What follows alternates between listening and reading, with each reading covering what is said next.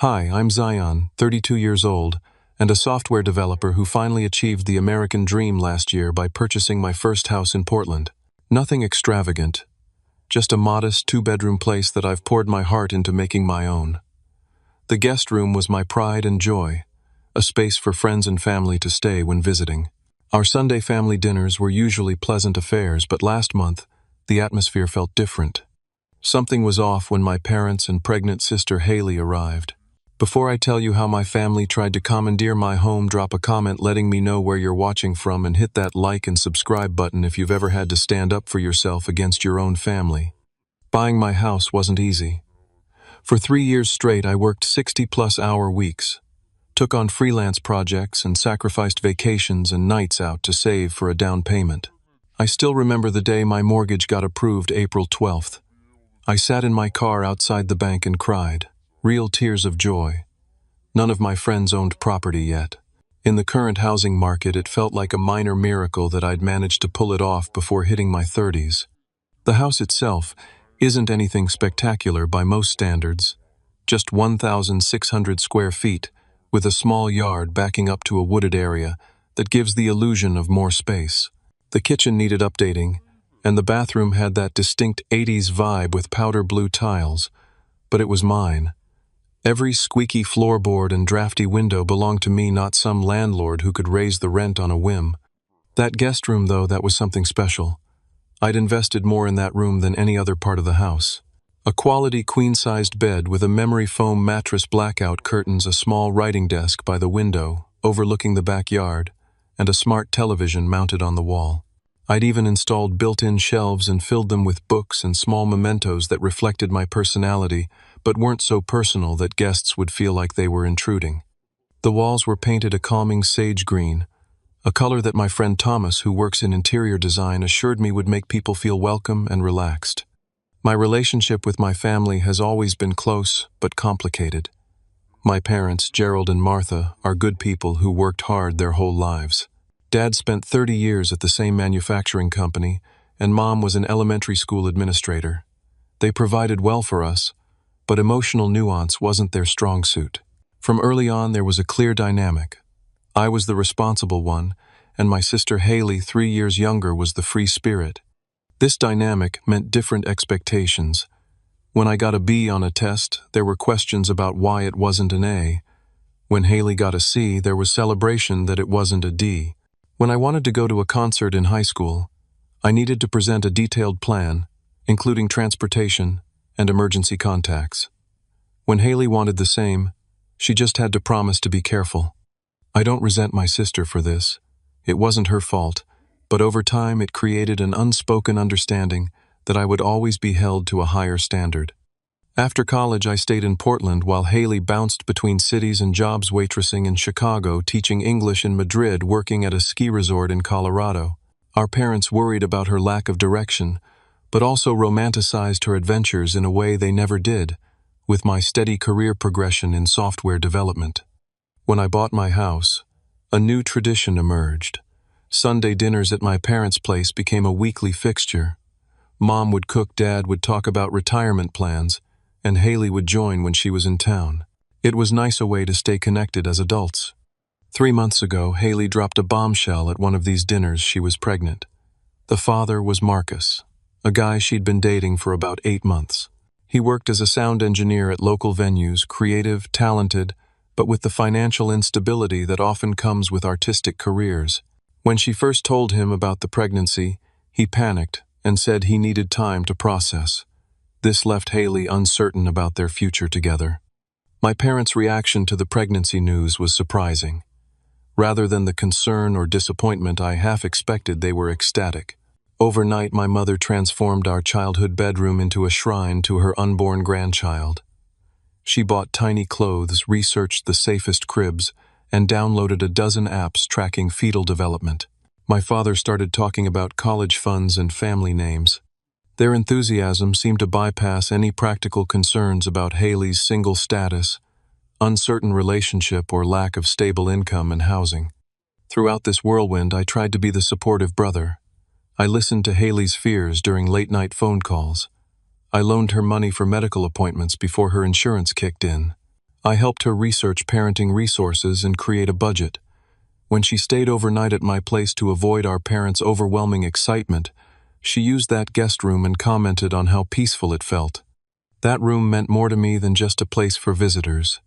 It represented achievement, independence, and the kind of adult I wanted to be, someone with the means and space to welcome others properly. I had plans to eventually convert part of it into a home office as my remote work became more permanent. The room symbolized both my present success and my future potential. In the weeks following Haley's pregnancy announcement, our Sunday dinners took on a new focus. Every conversation somehow looped back to the baby. My mother brought paint swatches and crib catalogs. My father talked about installing better safety features in Haley's apartment. No one seemed concerned about Marcus's continued absence or Haley's financial situation. When I gently raised these practical matters, I was told not to rain on the parade or worry so much. The pattern established in our childhood, continued Haley's life, was approached with optimistic faith that everything would work out, while I was expected to be practical about everything except Haley's situation. The Sunday that changed everything started normally enough. I spent the morning catching up on work, then drove the familiar 20-minute route to my parents' suburban home. The late afternoon sun cast long shadows across their well-maintained lawn as I pulled into the driveway. I noticed Haley's car already there, which was unusual. She typically arrived just in time or slightly late. Walking up to the house, I felt an undercurrent of tension before I even opened the door.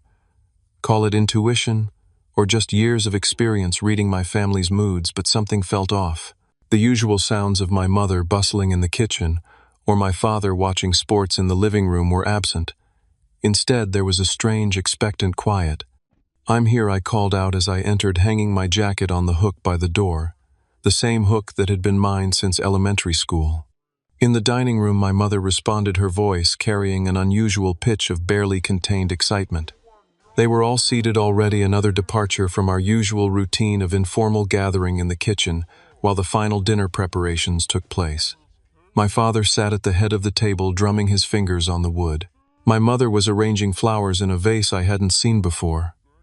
Haley sat with her hands folded over her slightly rounded belly, wearing an expression I couldn't quite read, somewhere between nervous and apologetic.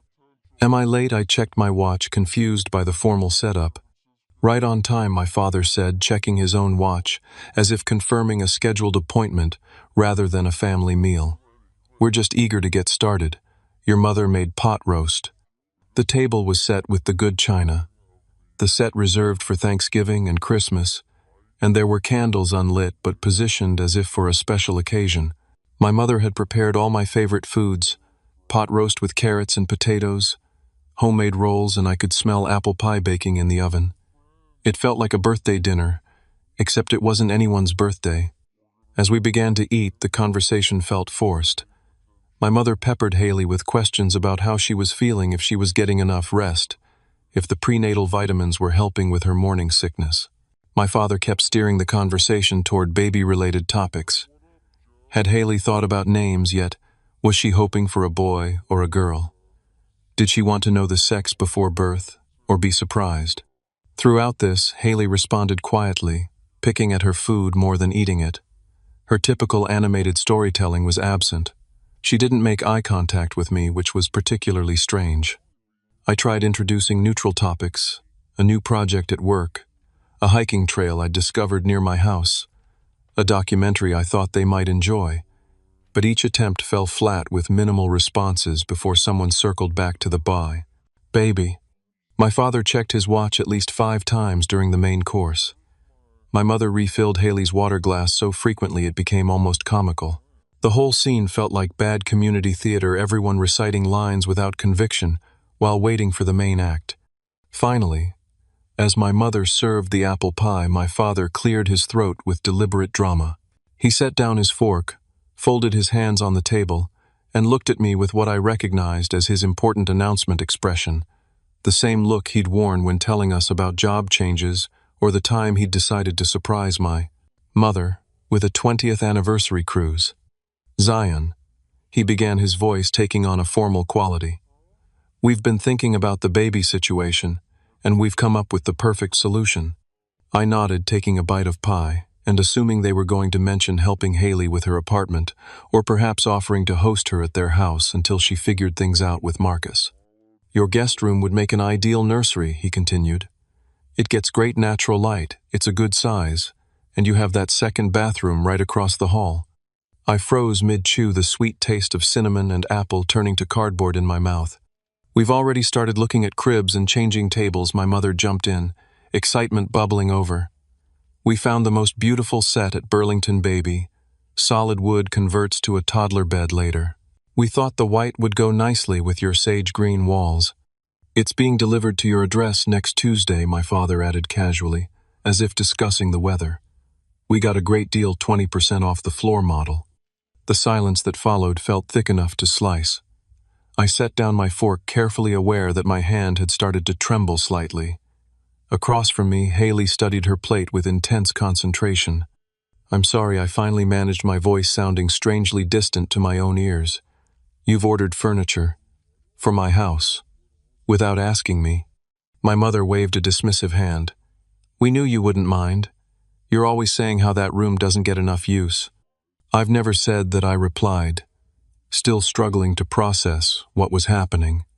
Well, it doesn't, my father stated flatly. And Haley needs a place to stay until she gets on her feet with the baby. It makes perfect sense. You have all that space, my mother added. And you're barely home with all the hours you work. This way Haley and the baby will be taken care of, and you'll have company. I looked at my sister, who finally raised her eyes to meet mine. Her expression held a mixture of guilt and hope. Did you know about this? I asked her directly. They mentioned the idea to me, she admitted softly. I told them we should talk to you first, but we knew you'd want to help your sister, my mother interrupted. Family helps family, Zion. That's how we raised you. The disconnect between their planning and my reality felt surreal. They had made decisions about my home, my personal space that I had worked so hard for without even a courtesy conversation. The assumption that I would simply accommodate their plan without question reflected a fundamental lack of respect for my autonomy. I think we need to back up here, I said, trying to keep my voice level. This is the first I'm hearing about any of this, and you've already ordered furniture to be delivered to my house. Don't make a big deal about it, my father said with a frown. It's just a crib and a few essential items. We'll help with the rest of what she needs. That's not the point, I countered, feeling heat rise in my face. The point is that you made a significant decision about my home without even talking to me first. We're talking now, my mother said, her smile faltering slightly. And it's all settled. Haley can move in next weekend. I've already packed most of her things from her apartment. The realization that this wasn't a suggestion but a fait accompli hit me like a physical blow. They weren't consulting me. They were informing me of a decision already made. As the implications cascaded through my mind, my privacy, my routine, my space, all fundamentally altered without my input, I felt something shift inside me. A lifetime of accommodating my family's expectations collided with the boundaries I had only recently learned to establish as an independent adult. No, I said quietly. This isn't happening. The word hung in the air like a thunderclap before a storm. What do you mean, no? My father asked, his voice hardening. The concept seemed genuinely foreign to him that I might refuse this family directive. I mean that I'm not converting my guest room into a nursery, and Haley isn't moving into my house. I clarified, keeping my tone as neutral as possible, despite the adrenaline coursing through my system. My mother's expression shifted from confusion to hurt. Zion, this is your sister we're talking about. Your sister and your niece or nephew. I understand that, I said. And I want to help Haley, but not like this. Not by having someone move into my home without any discussion or consent. It's just temporary. My father insisted, emphasizing each syllable as if speaking to someone with limited comprehension, until she gets back on her feet. Maybe 6 months, a year at most. A year, I repeated the time frame, making the situation even more absurd. Your house is too big for just one person anyway, my mother interjected. All that space going to waste when your sister needs help. This comment struck a particular nerve.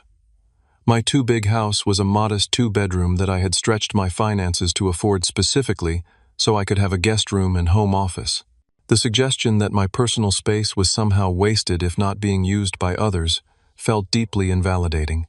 My house is exactly the right size for my life, I responded firmly. I bought it with specific purposes in mind, and turning the guest room into a permanent nursery isn't one of them. My father leaned forward, his expression shifting to the one he used when making what he considered a compelling argument. Zion, you have a responsibility here. You're established, financially secure. Haley is facing single motherhood. As her brother, it's your duty to step up. The word duty triggered memories of countless childhood moments when my personal preferences were subordinated to family expectations. The time I had to give up summer camp to help with Haley's swim lessons. The college scholarship interview I missed to drive Haley to an audition when my parents couldn't. Plinks, the graduation party cut short because Haley had an emotional crisis over a breakup. Each instance reinforced the message Haley's needs came first. I'm happy to help Haley, I said, turning to look directly at my sister, who had remained suspiciously quiet. But I need to hear from her. Is this what you want, Haley? Moving into my house was your idea? Haley fidgeted with her napkin, her eyes darting between our parents before settling on me. Not exactly, she admitted. Mom and Dad suggested it when Marcus and I started having problems. What kind of problems, I asked, realizing I hadn't heard much about Marcus lately. Haley sighed, her hand unconsciously moving to her baby bump. He's freaking out about becoming a father. Said he needs space to think about whether he can handle it. He's been staying at his friend's place for the last 2 weeks. This was news to me. Despite our regular conversations, Haley had downplayed the extent of the relationship troubles. I felt a surge of genuine concern for her situation, separate from the boundary violation at hand. I didn't know things had gotten that bad, I said more gently. Tears welled in Haley's eyes. I didn't want to worry you. And then Mom and Dad started making all these plans, saying how perfect it would be if I lived with you, how you could help with the baby while I figured things out. Her voice trailed off. We've already told everyone it's settled, she added, in a small voice. Grandma, my friends, everyone thinks I'm moving in with you next week. The manipulation became clearer. My parents had not only made decisions about my home without consulting me, but had created social pressure by announcing these plans to our extended family and Haley's social circle. They had manufactured a situation where my refusal would make me appear cruel and unsupportive. That wasn't fair to Zion, my mother acknowledged unexpectedly, though her next words undermined the admission. But we knew once he understood the situation he'd want to help. You've always been the responsible one, Zion. The one we could count on.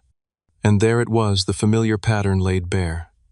My role as the responsible one wasn't a compliment. It was an expectation that I would accommodate everyone else's needs at the expense of my own. A lifetime of memories cascaded through my mind. Age 8, giving up my new bike so Haley could learn to ride, because she'd outgrown her tricycle and my parents didn't want to buy another bicycle that year. Age 16, having my curfew strictly enforced, while Haley at 13 was allowed to stay out later because she has a different social personality. Age 22, being pressured to take a job near home to help the family, while Haley was encouraged to see the world after college. Each instance reinforced the dynamic. My boundaries were flexible, negotiable, ultimately unimportant in the family hierarchy of needs. It was a pattern I had only begun to recognize and address in therapy over the past 2 years. I understand Haley needs support right now, I said, choosing my words carefully. But moving her into my home without even asking me first isn't the right way to provide that support. There are other options we could discuss together. Like what my father challenged. Her apartment lease is up at the end of the month. Marcus is unreliable. She needs stability for the baby. Maybe she could stay here with you and Mom, I suggested reasonably. You have more space than I do, and you're both talking about retirement soon. The horrified expressions that crossed both my parents' faces would have been comical in another context. We can't have a baby in the house at our age, my mother protested. The crying, the sleep deprivation, we're in our 60s. But you expect me to handle it while working 60-hour weeks, I asked, the double standard glaringly obvious. You're young, my father said dismissively. You can adjust better. Besides, my mother added, we already help by babysitting during the day when you're at work. We've got it all planned out. Their entire solution had been constructed without considering my input, my needs, or the practical reality of my life. They had decided what role I would play in this scenario without bothering to ask if it was a role I wanted or could sustain. "I want to help Haley," I repeated, turning to my sister. "I can help you find a new apartment, contribute to the security deposit, maybe even help with some monthly expenses until you get child support sorted out with Marcus. But I can't have you and a newborn moving into my house." Rather than appreciation for these offers of substantial help, my parents' expressions darkened with disapproval. The message was clear. Anything short of complete acquiescence to their plan was insufficient. "I never thought my own son would be so selfish," my mother said, quietly wielding the word like a weapon. My mother's accusation of selfishness hung in the air like poison gas, suffocating any chance of reasonable discussion. The familiar hot flush of shame, a physiological response, conditioned by years of similar accusations, whenever I prioritized my needs, crept up my neck. "Wanting basic respect for my home and boundaries isn't selfish," I countered, struggling to maintain my composure. "It is when your sister needs you," my father shot back, his volume increasing. "This isn't some stranger asking for favors, Zion. This is family. Family should respect each other's boundaries," I insisted. "Family should have conversations before making major decisions that affect everyone." "Oh, so now we need formal permission to help your sister." My father's face had reddened, a vein visibly pulsing at his temple. "What happened to the values we raised you with? Family first, always." Haley abruptly pushed back from the table, her chair scraping loudly against the hardwood floor. Tears streamed down her face as she hurried from the dining room toward the bathroom down the hall. The sound of the door slamming punctuated her exit. "Now look what you've done," my mother hissed, throwing her napkin on the table. "Upsetting a pregnant woman. Are you proud of yourself?" The injustice of this accusation, when they had orchestrated this entire situation, ignited something in me. Years of swallowing my frustration to keep the peace threatened to erupt all at once. "I didn't upset her," I said, my voice shaking slightly. "This situation you've created is upsetting her, putting her in the middle of a conflict that could have been avoided with a simple conversation before you started making plans for my house." My mother stood and went after Haley, pausing in the doorway to deliver a parting shot. "I never thought I'd see the day when my son would abandon his own sister when she needs him most." Alone with my father, the tension in the room thickened. He leaned forward, lowering his voice as if sharing a confidence, though his tone remained harsh. "Here's what's really happening, Zion. The furniture delivery is scheduled for Tuesday at 10 in the morning. I've already given them your house key for access in case you're at work." The statement hit me like a physical blow. "You did what?" "The spare key you gave us for emergencies," he clarified, as if that made the violation any less severe. "It just made sense since you're at the office most days. You gave strangers access to my house without telling me." The boundary violation kept expanding in ways I hadn't imagined possible. He waved off my concern. "It's not strangers, it's the delivery service from Burlington Baby. Very reputable." My mind raced with implications. What else had they done without my knowledge? "Have you been in my house recently?" I asked, a terrible suspicion forming. My father's momentary hesitation confirmed my fears before he spoke. "We took Haley over last weekend to measure the room. You were at that work conference in Seattle.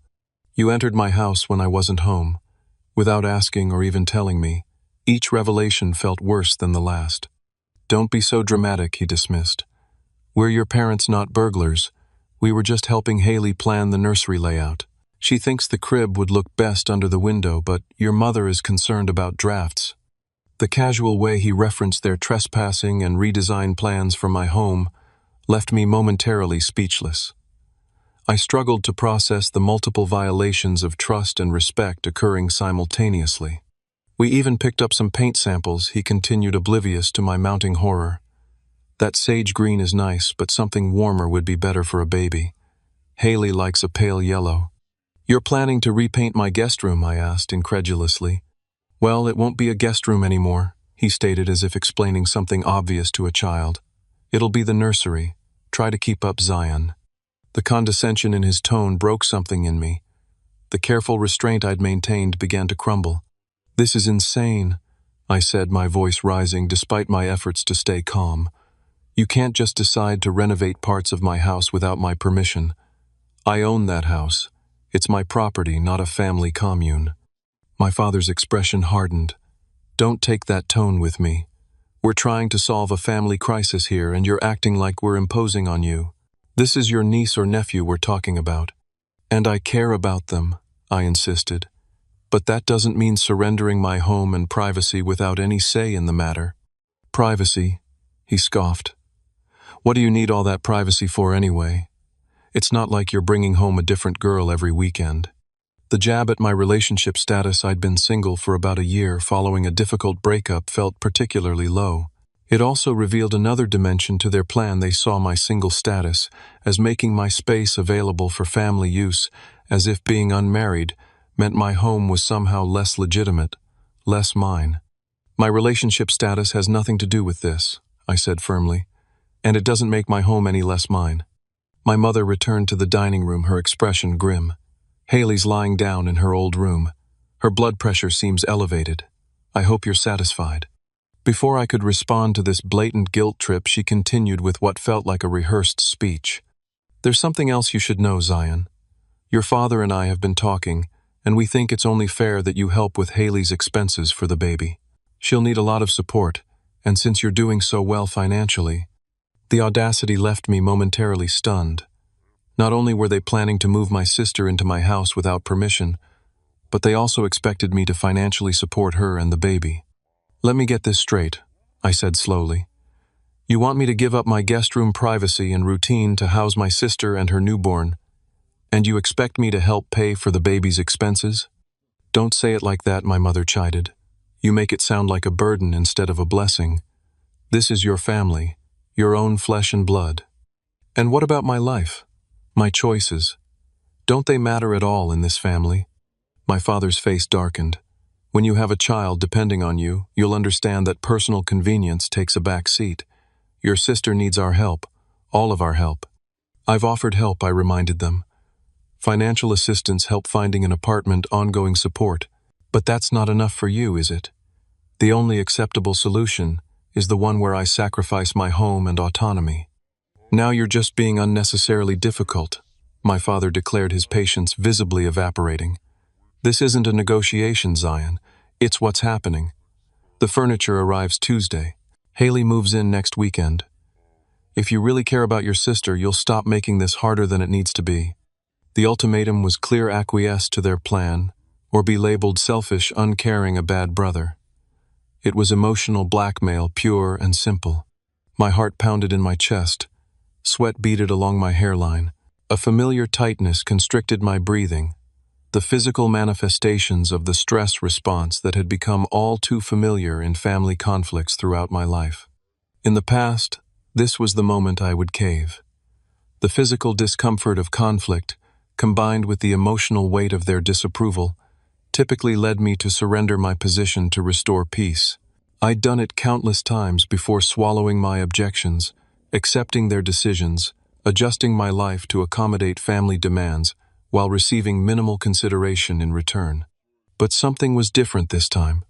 Perhaps it was the therapy I'd been doing, learning to recognize and validate my own needs.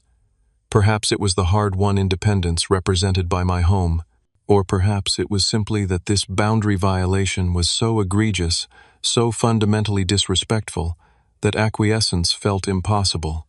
Whatever the reason, as I sat at my parents' dining table, the sight of so many family negotiations in which I'd come out the loser, I felt something shift inside me. A lifetime of bending to maintain family harmony had created a pattern that would continue indefinitely unless I found the courage to break it. No, I said again, the word feeling stronger on my tongue this time. This isn't happening. Not like this. My father's face flushed a dangerous shade of red. What did you just say? I said no. I repeated, surprised by the steadiness in my voice. I won't be part of this plan. It's my house, and I get to decide who lives there and how the rooms are used. After everything we've done for you, my mother interjected, her voice trembling with emotion. All the sacrifices we made, and this is how you repay us, by abandoning your sister when she needs you most. The accusation stung, but I recognized it for what it was: a manipulation tactic that had worked effectively in the past. This time I refused to take the bait. "I'm not abandoning Haley," I clarified. "I'm setting a boundary about my home. There's a difference." "Boundaries," my father spat the word like it tasted foul. "Where did you pick up that therapy nonsense? Family doesn't have boundaries, Zion. Family is there for each other, period. Healthy families respect each other," I countered. "They don't make major decisions about each other's lives and property without consultation. They don't enter each other's homes without permission or give keys to strangers." My mother's tears flowed freely now, a display that had historically guaranteed my immediate surrender. "I don't even recognize you anymore. What happened to my sweet boy who always put family first?" "He grew up," I answered simply. "He bought a house and established a life that deserves basic respect." My father stood abruptly, his chair screeching against the floor. "Enough of this nonsense. Here's what's going to happen. You're going to stop this selfish behavior and do what's right for your sister. The furniture arrives Tuesday. Haley moves in Saturday. End of discussion." His tone, the one that had settled countless childhood disagreements with its finality, no longer held the same power. I remained seated, meeting his gaze steadily. "No, Dad. Here's what's actually going to happen. I'm going to call the furniture store tomorrow and cancel the delivery. I'm going to change my locks, and I'm going to help Haley find alternative arrangements that don't involve moving into my home." The stunned silence that followed felt like the aftermath of an explosion. My father's mouth opened and closed without sound, like a fish suddenly finding itself out of water. My mother's tears abruptly ceased as she stared at me in apparent disbelief. "You would go that far," she finally whispered. "Change your locks to keep your own family out. To protect my boundaries." "Yes," I confirmed. "I shouldn't have to, but you've left me no choice by entering my home without permission and giving my key to strangers." My father found his voice now dangerously quiet. "If you do this, if you turn your back on your sister when she needs, you don't expect things to be the same between us." The threat was implicit but clear: fall in line or face family estrangement. It was the nuclear option, the ultimate leverage they believed would force my compliance. In that moment, standing at the precipice of potential family rupture, I felt a surprising calm. The anxiety that had been building throughout the confrontation receded, replaced by a clarity I hadn't anticipated. "I'm sorry you see it that way," I said. "I'm not turning my back on Haley. I'm offering substantial help that respects everyone's needs, including mine. If that's not enough for you, then maybe we do need some distance, until you can respect my boundaries." "Get out," my father said, pointing toward the door. "Get out of this house until you're ready to be part of this family properly." I stood slowly, feeling oddly detached from the drama unfolding. "I'll always be part of this family, Dad. But being family doesn't mean sacrificing my autonomy or allowing my boundaries to be violated." "Just go," my mother sobbed, turning away, as if she couldn't bear to look at me. I walked to the hallway, pausing outside Haley's childhood bedroom. After a moment's hesitation, I knocked gently. "Haley, it's me. Can we talk before I leave?" There was no response. After waiting a reasonable time, I called through the door, "I'll call you tomorrow. We'll figure something out, I promise." The drive home felt surreal. Streetlights blurred through unexpected tears as the adrenaline of confrontation gave way to the emotional aftermath. My phone buzzed repeatedly in my pocket, likely my parents continuing the argument via text, but I left it untouched until I was safely home. When I finally checked, the messages were exactly what I'd expected. From Dad: "Your behavior tonight was inexcusable. Your mother is devastated." From Mom: "How could you do this to Haley? She's crying because of you." From Mom again: "Call us when you're ready to apologize and do the right thing." Then, unexpectedly, a message from my aunt, my mother's sister. "Your mother just called me very upset, said you refused to help Haley with the baby. That doesn't sound like you. What's going on?" The family phone tree had been activated. Soon every relative would have heard a version of events casting me as the villain who refused to help his pregnant sister. The knowledge should have intensified my distress, but instead it reinforced my resolve. This pattern of manipulation through family opinion had worked in the past because I cared deeply about how I was perceived. Now I found myself caring more about standing firm in my truth than managing others' perceptions of me. I sent a brief reply to my aunt. "There's more to the story. I'll call you tomorrow to explain." That night, sleep proved elusive. I paced through my house, suddenly seeing it through new eyes, not just as my personal space, but as territory I needed to defend. The guest room, with its carefully chosen furnishings and peaceful green walls, now felt like a battlefield. I imagined it transformed against my will yellow paint, covering my chosen color baby furniture, replacing the desk where I sometimes worked, the quiet sanctuary, becoming a chaotic nursery.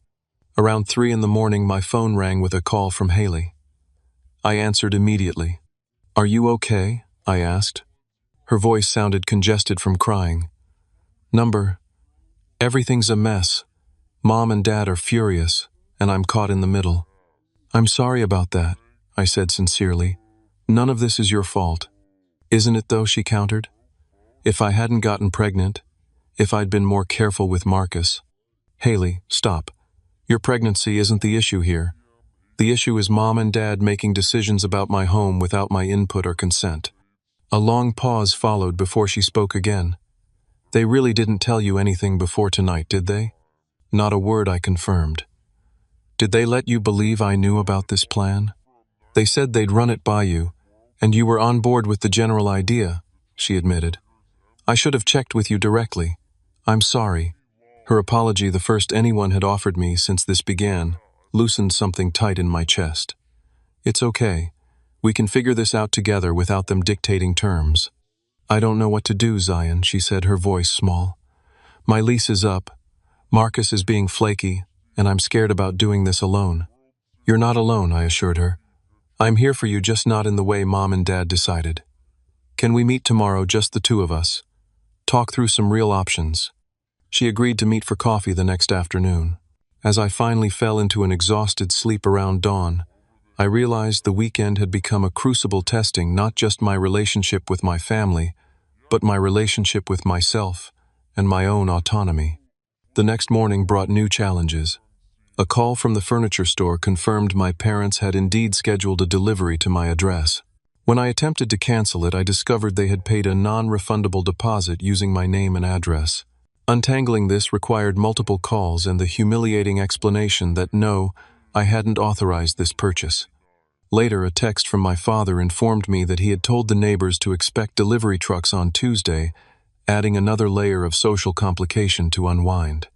By Sunday afternoon, I had received calls or texts from 2 uncles, an aunt, my grandmother, and 3 cousins, all expressing varying degrees of concern, disappointment, or outright criticism of my refusal to help family. The coordinated pressure campaign was as transparent as it was effective at raising my stress levels. Despite all this, when I met Haley at a small coffee shop equidistant from our homes, I felt a strange sense of calm. The worst had happened, I had stood my ground and faced the family fallout, and I was still standing. Something that had terrified me for years had occurred, and while painful, it hadn't destroyed me. The coffee shop provided neutral territory for Haley and me to talk without our parents' influence. She looked exhausted, dark circles under her eyes, contrasting sharply with the pregnancy glow everyone talks about but few actually experience. I called a locksmith this morning.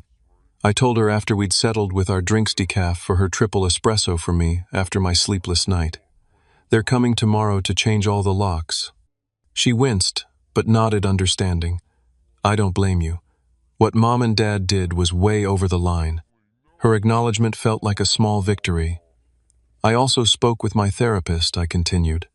"She helped me draft an email to send to Mom and Dad, clearly outlining my boundaries." "You're in therapy?" Haley seemed surprised. "For about 2 years now," I admitted.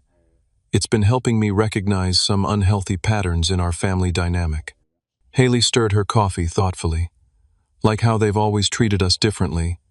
You as the responsible one who can handle anything, and me as the fragile one who needs protecting." Her insight caught me off guard. I'd assumed she was unaware of, or benefited too much from the disparity to notice. "Exactly like that," I confirmed. "It's created a situation where my boundaries aren't respected while your independence isn't fostered." "Tell me about it," she sighed. "They're treating me like I'm completely incapable of handling this pregnancy. Every decision, every plan, they're taking over everything like I'm 16 instead of 29. This shift in perspective from confronting each other to recognizing we were both struggling under our parents' controlling behavior changed the entire conversation. For perhaps the first time as adults, Haley and I were truly allies rather than participants in our parents' assigned roles. "So what do you actually want?" I asked her directly. "Not what mom and dad want for you, but what you want for yourself and your baby." She looked startled by the question, as if no one had bothered to ask her genuine preference. "I want independence," she said, slowly working it out as she spoke. "I want to create a stable home for my baby, but on my terms.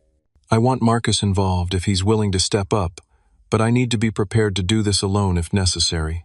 She paused, then added, "And I don't want to be treated like an incompetent child by our parents for the rest of my life." "That all sounds completely reasonable," I assured her. "But I am scared, Zion," she admitted. "Financially, emotionally, all of it. I've never been good with money like you are. The thought of rent and baby expenses and possibly doing it all alone, it's overwhelming. This vulnerability, genuine, rather than the performative helplessness our parents often elicited from her, moved me. It was an opening for real support, rather than imposed solutions. "What if we approach this differently?" I suggested. "Instead of you moving in with me, what if I helped you find your own place? I could assist with the security deposit, maybe help with rent for a few months until you're on your feet." Her eyes widened. "You'd do that?" "Of course I would. You're my sister and I want to help, just not by having my boundaries completely ignored." "That would be amazing," she said, a hint of genuine smile appearing for the first time.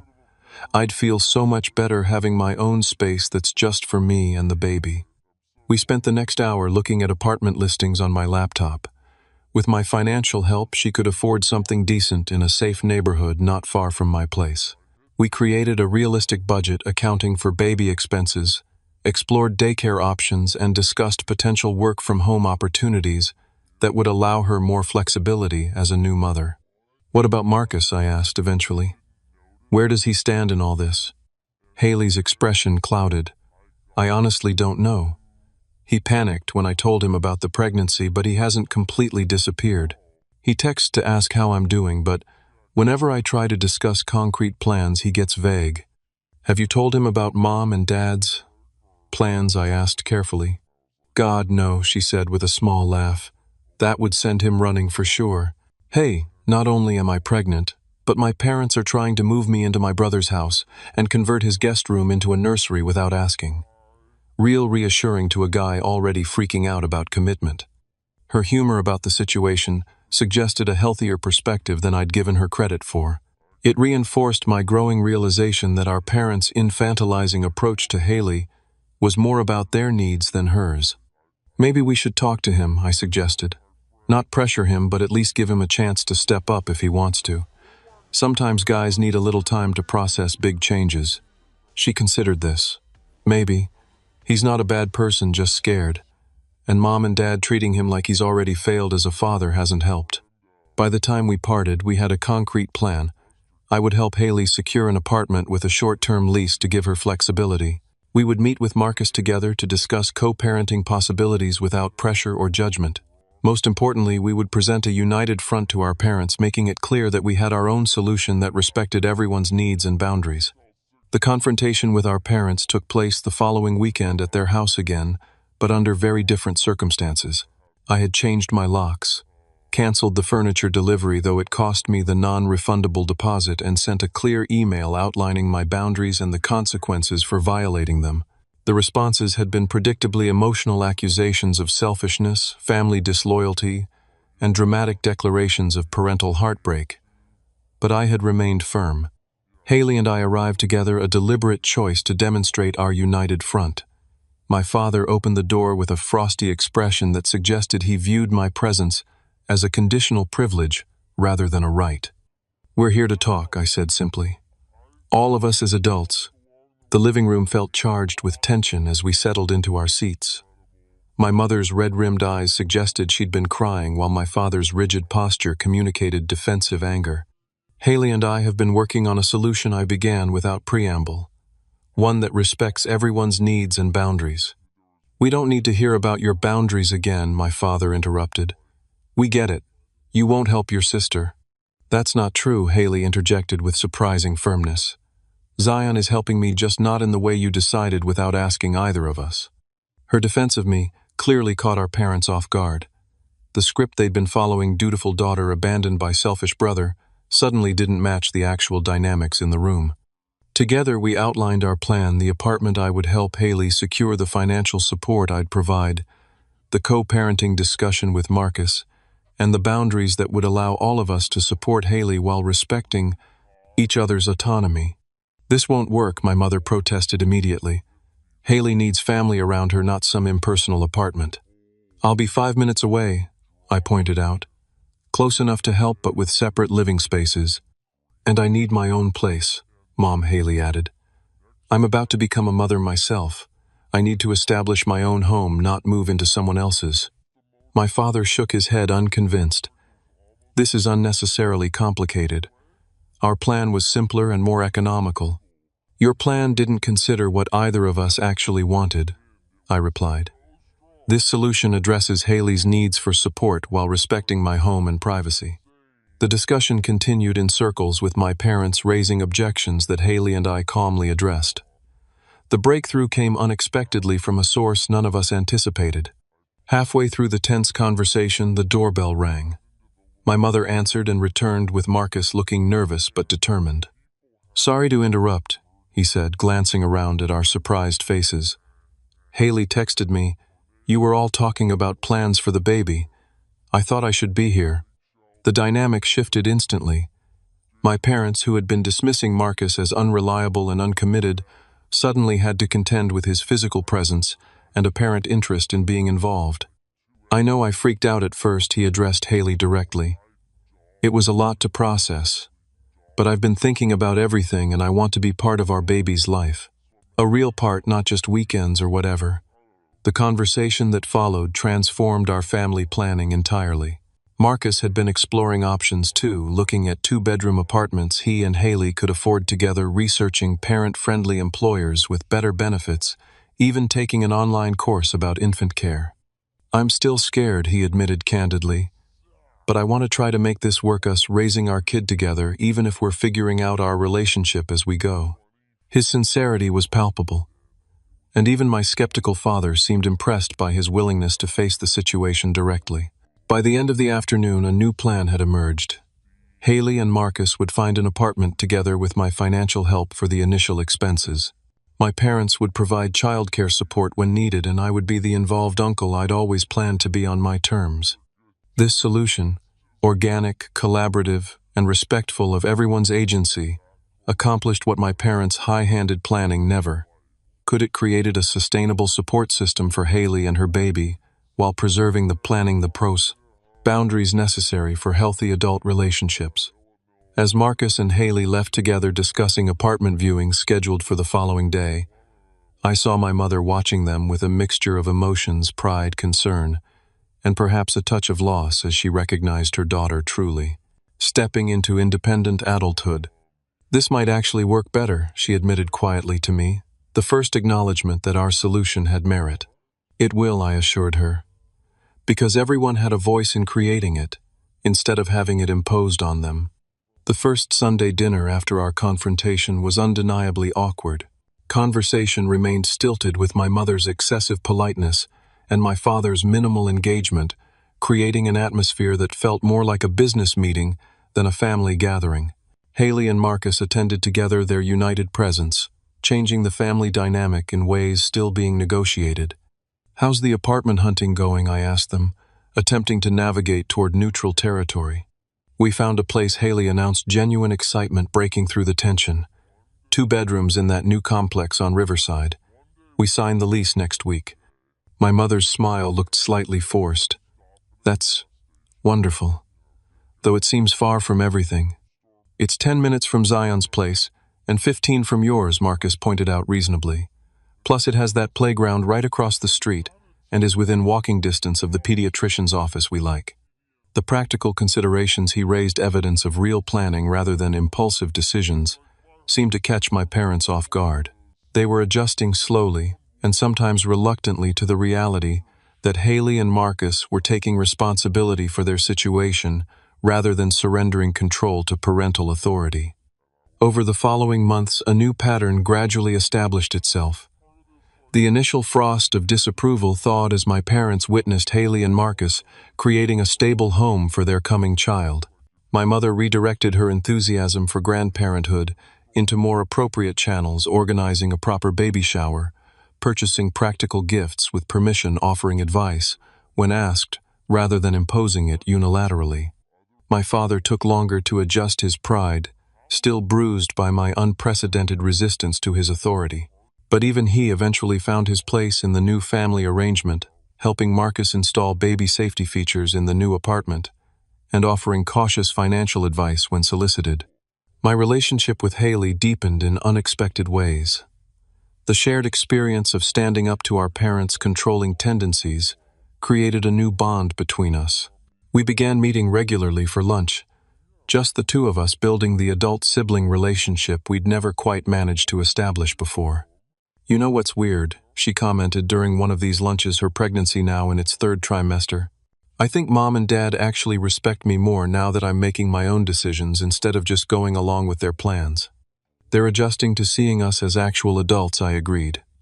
"It's uncomfortable for them, but necessary. I never would have had the courage to push back without seeing you do it first," she admitted. "You kind of broke the spell for all of us." 5 months after our Sunday dinner confrontation, my niece Eliza entered the world 7 pounds 4 ounces of new life that instantly rearranged all our priorities. The hospital waiting room represented our new family dynamic and physical space, my parents nervously pacing, Marcus alternating between the delivery room and updates to the waiting family, me calmly providing practical support by coordinating food deliveries and fielding messages from extended family. When I finally held my niece, her tiny fingers wrapping instinctively around my thumb, the remaining tension from our family conflict seemed suddenly insignificant compared to this new life we would all help nurture. The boundaries I'd fought to establish didn't diminish my love for this child or my commitment to being present in her life. They simply ensured that presence would be healthy and sustainable rather than resentful and imposed. In the year since Eliza's birth, our family has found a new equilibrium. Haley and Marcus navigate co-parenting with the normal challenges and joys of new parenthood, sometimes together romantically, sometimes apart, but always united in their commitment to their daughter. My parents have embraced their grandparent role with enthusiasm tempered by a newfound respect for boundaries, checking before visiting, asking rather than directing, offering help without assumption. And my guest room remains exactly that, a guest room where Haley, Marcus, and Eliza occasionally stay for visits that are planned and mutually agreed upon. When they visit, the room transforms temporarily with a portable crib and baby toys, but returns to its original purpose when they leave. This arrangement, flexible, respectful, consensual, provides all the family connection without the boundary violations that caused such conflict. The journey of healing with my parents has been gradual and sometimes halting. There have been moments of regression to old patterns quickly addressed before they could take root again. There have been difficult conversations about the family dynamics that created our conflict in the first place. But these discussions, while challenging, have led to a more honest and balanced relationship than we've ever had before. Last Sunday, as we gathered for dinner at my parents' house, now a bi-weekly rather than weekly tradition to accommodate everyone's schedules, I watched my mother help Eliza with her mashed potatoes while my father discussed Marcus's recent promotion. Haley caught my eye across the table and gave me a small, knowing smile, acknowledgement of how far we'd all come from that disastrous dinner a year ago. The healing wasn't perfect or complete. Family relationships rarely are, but it was substantial and genuine. The painful confrontation that could have permanently damaged our family had instead forced necessary growth and recalibration. Sometimes the most loving thing you can do for your family is to teach them how to respect your boundaries. It wasn't easy, but standing my ground that day changed all our relationships for the better. The guest room in my house is still mine, but now when my niece visits, it's because I genuinely want her there, not because anyone forced their way in. Have you ever had to make a difficult choice between keeping the peace and standing up for yourself? In my experience, The temporary discomfort of conflict is always worth the lasting peace of honest relationships. Leave a comment below sharing your experience with family boundaries, and if this story resonated with you, please hit that like button and subscribe to hear more real-life stories about finding your voice. Thanks for listening. And remember, respecting boundaries isn't selfish. It's the foundation of healthy relationships that can truly stand the test of time.